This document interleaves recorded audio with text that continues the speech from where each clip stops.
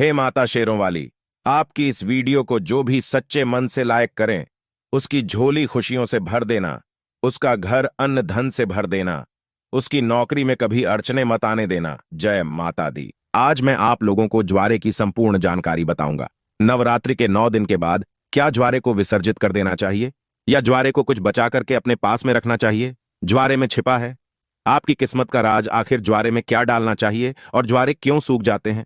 क्या ज्वारे का पत्ता खाने से धन संपदा प्राप्त होती है, सुख प्राप्त होता है?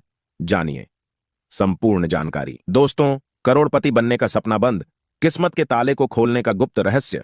नवरात्रि में ज्वारे के बिना मां दुर्गा की पूजा अधूरी मानी जाती है और इसकी एक पौराणिक कथा भी है। सारी जानकारी इस वीडियो में आज मैं आप लोगों को विस्तार से बताऊंगा, इसलिए मैं बोल रहा हूं कि इस वीडियो को ध्यान से देखना। अगर आपके मन में कोई डाउट है, कोई सवाल है या फिर नवरात्रि संबंधी कोई आप जो है हमसे सजेशन लेना चाहते हैं, तो बिल्कुल ही आप कमेंट बॉक्स में पूछे। हमारे द्वारा या हमारी टीम के द्वारा आपकी मदद की जाएगी। और हां, कमेंट बॉक्स में अपनी राशि भी जरूर छोड़ दीजिएगा। यदि हमारे पास कोई उपाय होगा तो वह आकर हम आपके कमेंट के रिप्लाई में बता देंगे, ताकि आपको लाभ प्राप्त हो सके। देखिए, धार्मिक मान्यताओं के अनुसार जौ को भगवान ब्रह्मा का प्रतीक माना जाता है, इसलिए नवरात्रि के पहले दिन घट की स्थापना के समय जौ की सबसे पहले पूजा की जाती है। उसे कलश में भी स्थापित किया जाता है।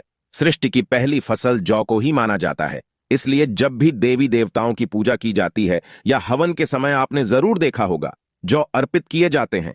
साथ ही ये भी कहा जाता है कि जौ अन्न ब्रह्म के समान है और अन्न का हमेशा सम्मान करना चाहिए, इसलिए पूजा में जौ का इस्तेमाल भी होता है। इसलिए लोग ज्वारे बोते हैं। नवरात्रि में बोए जाने वाले ज्वारे से आप अपना भविष्य भी जान सकते हैं।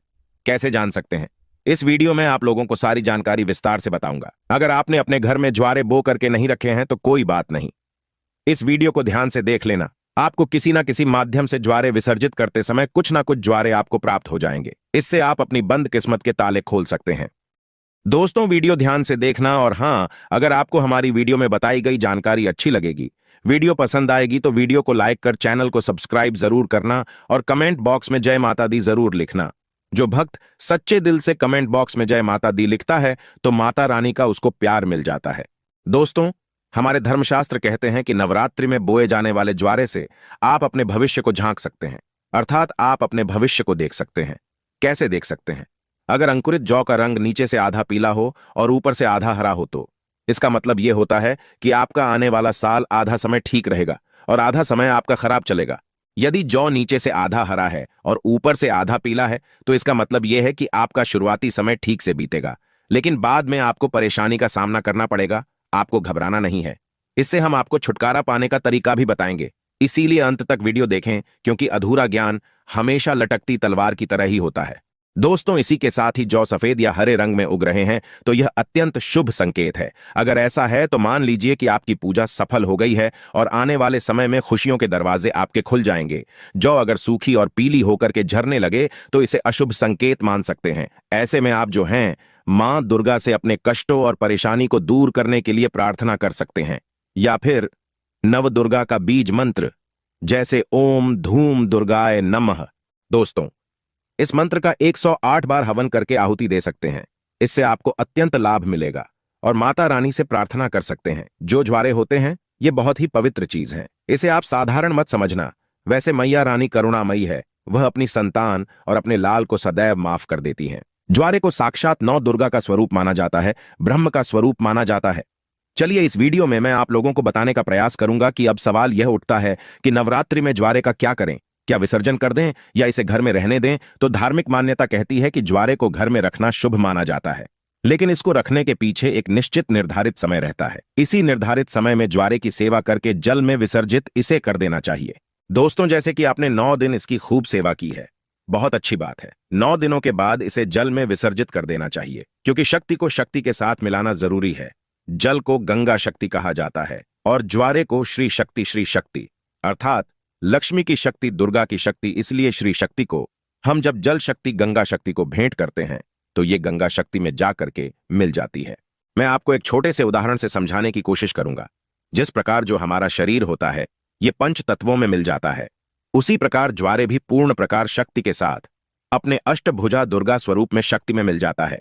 तो दोस्तों, ज्वारे 9 दिन अखंड ज्योत जलने के कारण, ध्यान से सुनना, जवारे के आसपास में 9 दिन अखंड ज्योत जलने के कारण, मां दुर्गा के समीप में ये रहने के कारण बिल्कुल ही ये शक्ति स्वरूप में जागृत हो जाते हैं।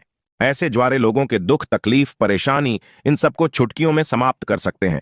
तो आइए इस वीडियो में जानते हैं ज्वारे से किस प्रकार हम अपनी फूटी किस्मत को दूर कर सकते हैं, अपने दुर्भाग्य को सौभाग्य में बदल सकते हैं और सभी प्रकार की आपकी जो दबी हुई इच्छा है आप उसे पूर्ण कर सकते हैं। देखिए, अगर आज की वीडियो आपने मिस कर दी तो सारी जिंदगी आप गरीब रह जाएंगे, क्योंकि ज्वारे से आप अपनी गरीबी को, अपने कष्ट को, अपनी परेशानी को, अपने दुख को, अपनी तकलीफ को, या आपके घर परिवार में किसी को दुख है, तकलीफ है, लंबे समय से बीमार हैं, आप उन्हें स्वस्थ करा सकते हैं। तो आइए इस वीडियो में जानते हैं वास्तव में हमें जो है ज्वारे का क्या करना चाहिए। तो ज्वारे विसर्जित करते समय कुछ ज्वारे साफ पानी से धो करके हमें अपने साथ में ले आना चाहिए। क्यों इसे लाना चाहिए? क्योंकि इसे श्री शक्ति का प्रतीक कहा जाता है। श्री शक्ति अर्थात इसे लक्ष्मी का स्वरूप माना जाता है।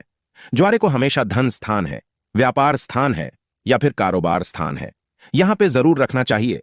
इससे धन में बढ़ोतरी होती है, कारोबार में उन्नति होती है। अगर आपकी दुकान ठीक से नहीं चल पा रही, कारोबार में आपको बढ़ोतरी नहीं हो पा रही है, या फिर आपका धंधा पानी अच्छे से नहीं चल पा रहा है, निरंतर आपको नुकसान हो रहा है, तो बिल्कुल ही ज्वारे की कुछ पत्तियां आप अपने व्यापार स्थान में, धन स्थान में जरूर रखिए।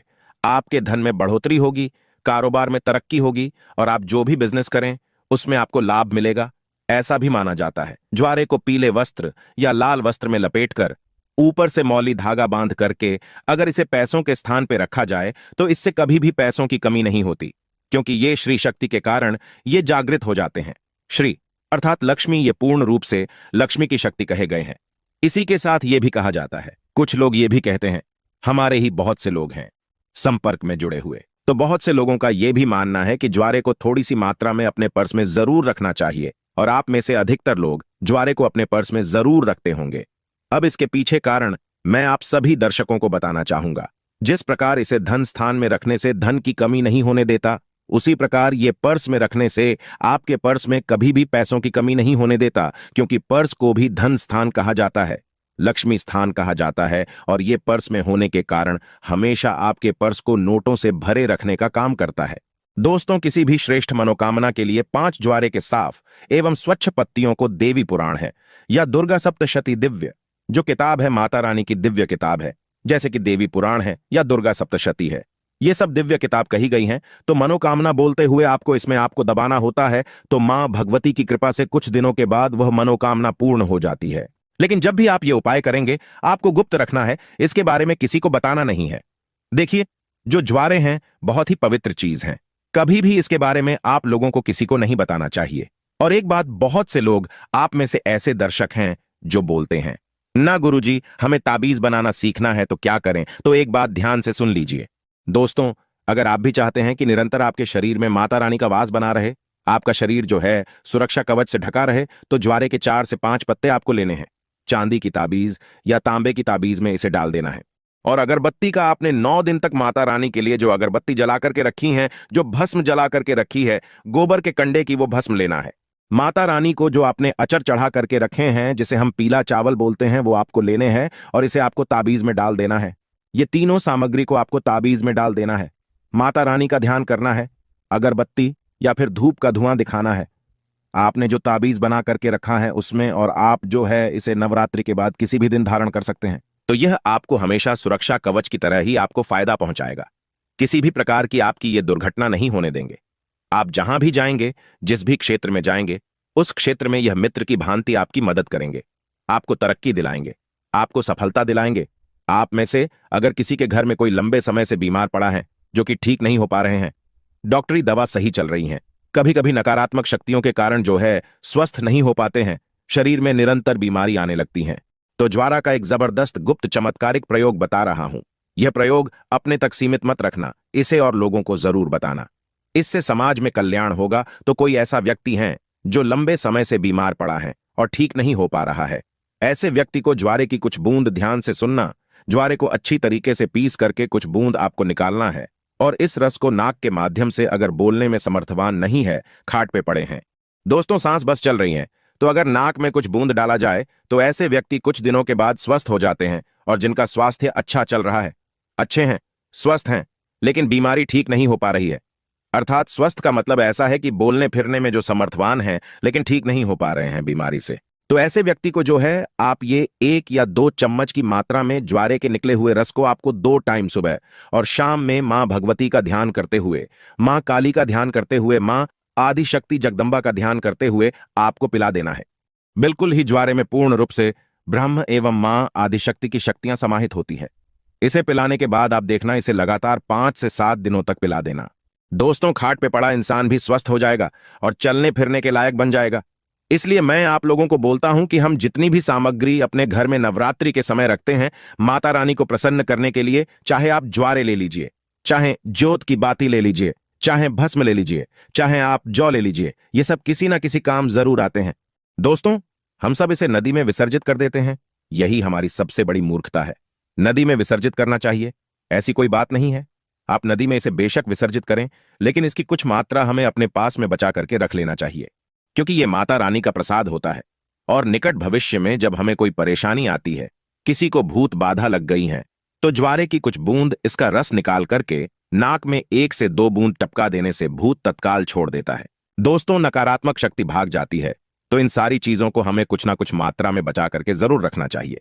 आगे चल करके यही हमारे लिए माता का वरदान साबित होता है। यह देवी का ही आशीर्वाद होता है।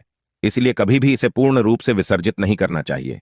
इसका कुछ अंश हमें, जैसे कि 1 साल में नवरात्रि आते हैं, शारदीय नवरात्रि 1 साल में ही आते हैं, चैत्र नवरात्रि, शारदीय नवरात्रि, 2 गुप्त नवरात्रि होते हैं, 4 नवरात्रि होते हैं। तो नवरात्रि आने तक इसे हमें अपने लिए बचा करके रखना चाहिए। अगर आप भी ज्वारे के संबंध में कोई और विशेष जानकारी रखते हैं तो कमेंट करके हमें जरूर बताइएगा। और कमेंट बॉक्स में जय माता दी अभी तक नहीं लिखा है तो जय माता दी लिख करके चैनल को सब्सक्राइब जरूर करिएगा।